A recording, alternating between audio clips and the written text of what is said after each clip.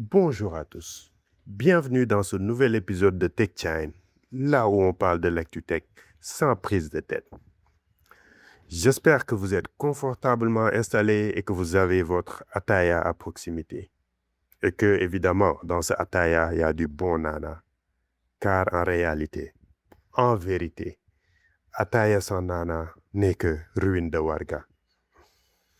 Et c'est avec cette phrase dont la teneur philosophique incite à une profonde méditation sur la condition humaine que je vous invite, chers amis, très chers compatriotes, à oser franchir le seuil des histoires qui nous parviennent aujourd'hui, portées par le souffle et le plumage du corbeau messager.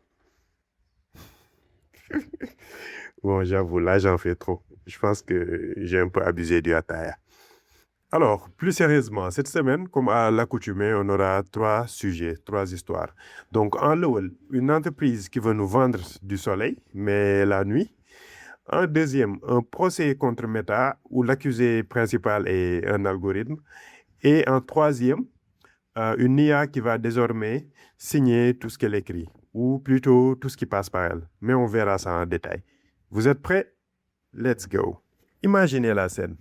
Il est 21h, il fait nuit noire, et soudain, le ciel s'allume juste au-dessus de vous. Et ce n'est pas la lune, mais un miroir. Le point de départ est tout simple. Un panneau solaire, ça ne produit que le jour. La nuit, ça ne sert à rien.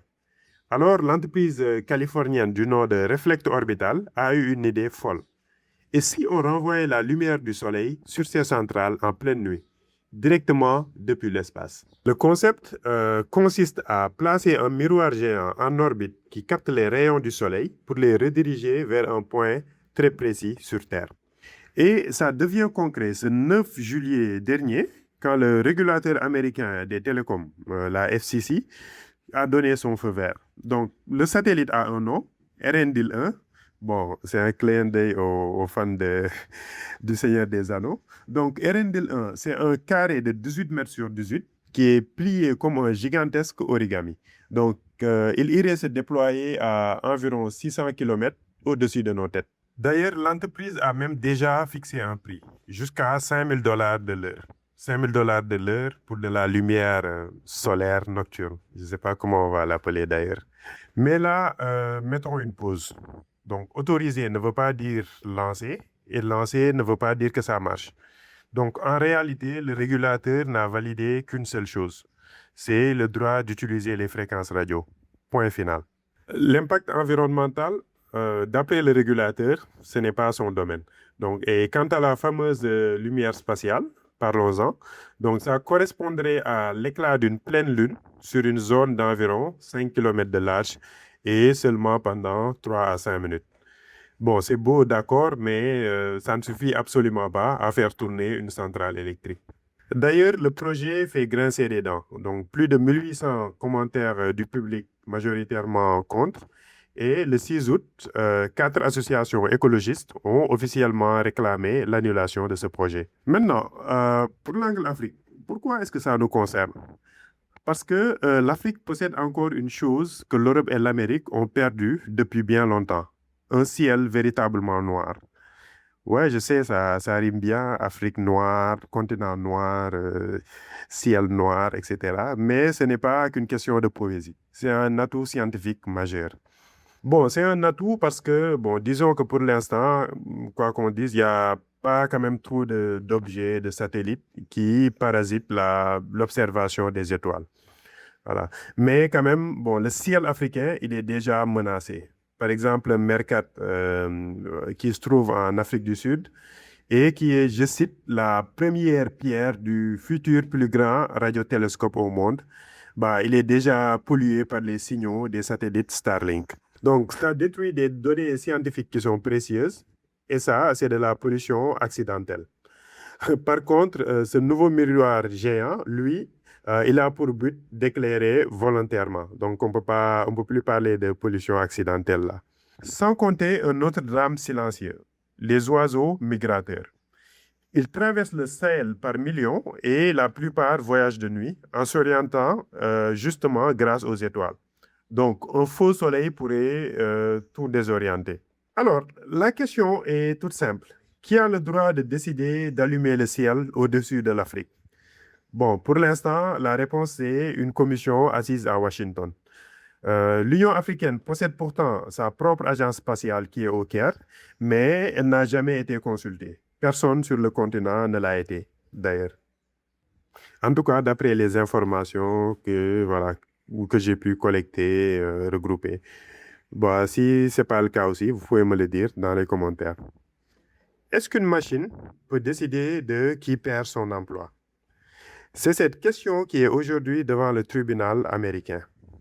Le 20 mai dernier, Meta commence à licencier environ 10% de ses employés. Ça représente environ 8000 personnes. Donc, de ce fait, le 13 juillet, 26 d'entre eux décident de porter plainte. Et ce qu'ils décrivent dans la plainte, disons-le, est effrayant. Alors, selon eux, la liste des licenciés n'a pas été faite par des chefs d'équipe, des humains qui connaissent la valeur de leur travail, mais plutôt elle aurait été construite par un ensemble d'outils internes. Et au centre du système, le MetaMate, l'assistant IA maison de Meta. Alors, on sait qu'il y avait aussi déjà des scandales chez Meta avec notamment l'analyse des frappes clavier, les agents entraînés sur des documents de chaque employé et surtout un tableau de bord qui mesure combien d'IA chaque salarié consomme. En gros, on te notait sur ton usage à l'intelligence artificielle. Mais attention, par contre, bon, ça reste des allégations. Meta dément fermement. Et l'entreprise assure même, je cite, les décisions ont été prises par des personnes, pas par l'IA. D'ailleurs, un juge a même refusé de bloquer les licenciements. Mais il a tout de même précisé que le dossier posait de sérieuses questions. Donc, rien n'est encore jugé, mais le vrai reproche, il est là. Il ne s'agit pas de juste dire l'algorithme est méchant. Alors, ce qui est important de noter ici, c'est qu'un score de productivité ne peut naturellement pas monter quand tu es en congé maladie, ni en congé maternité, ni même quand un handicap, par exemple, ralentit ton rythme. Donc, une plaignante aurait même été mise sur la liste de licenciement la veille de son accouchement. Pour l'angle Afrique, donc, on va d'abord faire un petit flashback pour pouvoir revoir tout ça. Donc, on fait un petit retour en 2019 lorsque Meta a sous-traité sa modération de contenu à l'entreprise Sama, qui est au Kenya. Et voilà, des jeunes de tout le continent ont été recrutés pour visionner à longueur de journée les pires atrocités de Facebook pour un salaire dérisoire. Donc, face au manque de soutien psychologique et au licenciement abusif, entre autres, des centaines de ces travailleurs ont fini par attaquer Meta en justice. Et là, l'événement est historique. La justice kenyane s'est déclarée compétente pour juger le géant américain, refusant que Meta se cache derrière son sous-traitant. Même si le jugement final se fait encore attendre, ce précédent prouve qu'il est possible de faire plier la Silicon Valley depuis l'Afrique. Mais si ce combat portait sur la manière dont des humains traitent d'autres humains, une nouvelle menace se profile. Le nouveau danger, c'est d'être évalué, classé et même peut-être licencié par une machine. Donc, sur ce terrain-là, reste à voir si nos codes de travail ici en Afrique sont assez fournis. Pourtant, de Dakar à Nairobi, en passant par Casablanca ou Lagos, des centaines de milliers de jeunes travaillent déjà dans des centres d'appel et des services externalisés. Donc, ils sont chronométrés, scrutés et notés par des logiciels en temps réel. Donc, la question n'est donc pas de savoir si l'algorithme décidera de leur sort, mais si nous aurons une loi pour les protéger le jour où ça va exploser.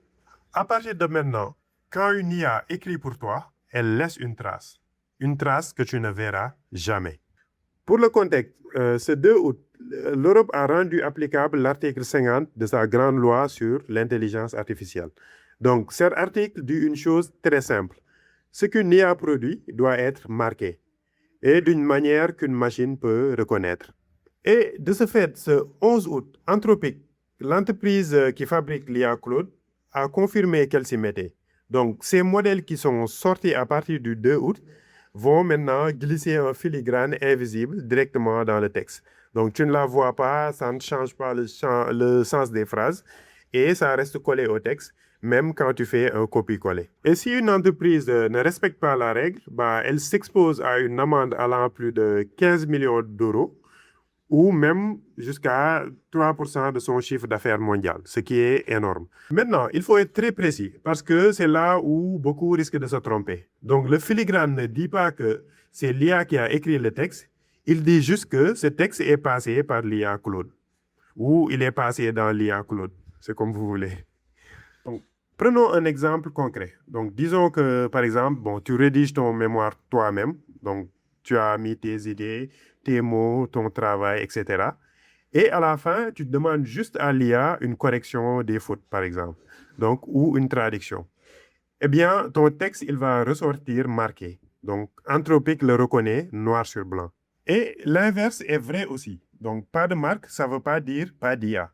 Donc, un texte, par exemple, qui est réécrit à la main, reformulé ou simplement trop court, il perd ce signal.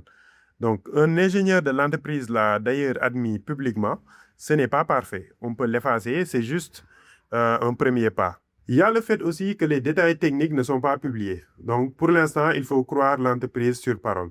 Bon, c'est normal aussi. J'imagine qu'il se dit s'il publie les détails techniques, le système sera plus facilement contourné. Alors, pour langue graphique, donc deux choses importantes pour nous. Donc, la première, c'est une loi européenne. Elle n'a été votée ni à Addis Abeba, ni à Abuja, etc. Mais elle s'applique quand même à nous. Donc, pourquoi? Parce que l'entreprise a décidé d'appliquer la règle partout dans le monde pour ne pas avoir à gérer deux systèmes différents.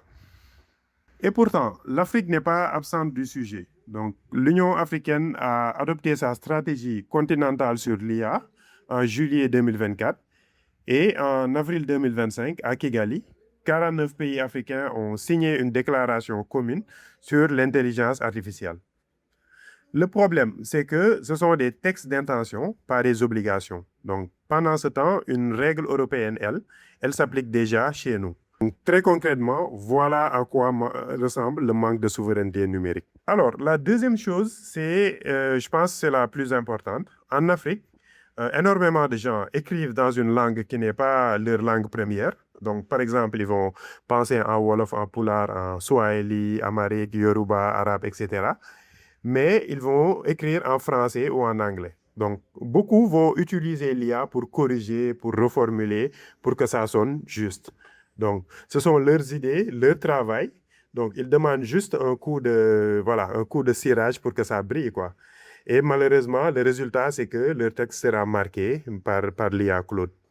Alors, imaginons demain une université basée à Nairobi, un recruteur qui est basé à Lagos ou un jury qui est basé à Dakar décide d'utiliser cette marque comme preuve de triche. Qui risque de payer les pots cassés? Bon, malheureusement, ce sera exactement ceux qui avaient plus besoin de l'outil. Donc, et ça, ce n'est pas une question technique, c'est plutôt une question de justice. Voilà pour cet épisode. Alors, un miroir dans le ciel, un procès contre un algorithme et une signature invisible. Trois histoires très différentes, mais un seul point en commun. Donc, à chaque fois, la règle a été écrite ailleurs et à chaque fois, elle nous arrive quand même.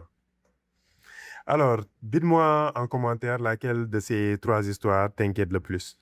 Donc, abonne-toi, like et partage et on se retrouve à la semaine prochaine sur Tech Channel.